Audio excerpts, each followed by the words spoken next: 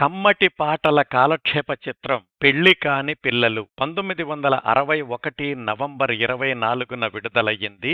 నిర్మాణ సంస్థ హైదరాబాద్ మూవీస్, నిర్మాత పి గంగాధరరావు, దర్శకత్వం సిఎస్ రావు. ఈ సినిమా కథ సంక్షిప్తంగా అనగనగా ఒక జమీందారు గోపాలరావు, ఆయన దత్తపుత్రుడు వేణు, కన్న కొడుకు శేఖర్. వేణు బుద్ధిమంతుడు, శేఖర్ దుర్వ్యసనాలకు లోనవుతాడు. గోపాలరావు చనిపోతూ తన ఆస్తంతటినీ వేణు పేరు మీద రాస్తాడు. అగ్గి మీద గుగ్గిలం అవుతున్న తమ్ముడు శేఖర్కి ఆస్తంతా ఇచ్చేసి పట్నం వెళ్లిపోతాడు వేణు. అక్కడ రాధ అనే అమ్మాయి ప్రేమలో పడతాడు.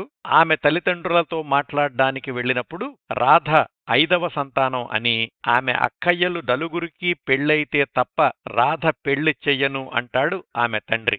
ఒక్కొక్క అమ్మాయి ఒక్కొక్క తరహా అయిన ఆ నలుగురు పెళ్లి కాని పిల్లలకు పెళ్లి చేసే బాధ్యత వేణు తీసుకుంటాడు. ఇక్కడ బోలెడన్ని సరదా కాలక్షేప సన్నివేశాలొస్తాయి. ఇంకోవైపు శేఖర్ తన రైతు కూతురు సీతను ప్రేమించి పెళ్లాడి మోసం చేస్తాడు. చివరికి వేణు ప్రేమించిన రాధను కూడా తాను ప్రేమిస్తున్నానని తల్లిని, అన్న వేణుని కూడా బంధించడానికి వెనకాడడు శేఖర్. ఈ చిక్కుముళ్లన్నీ వీడి అందరి పెళ్లిళ్లు సవ్యంగా జరగడమే ఈ సినిమా కథకి ముగింపు. ఈ సినిమాకి మాటలు పాటలు ఆరుద్ర, సంగీతం మాస్టర్ వేణు.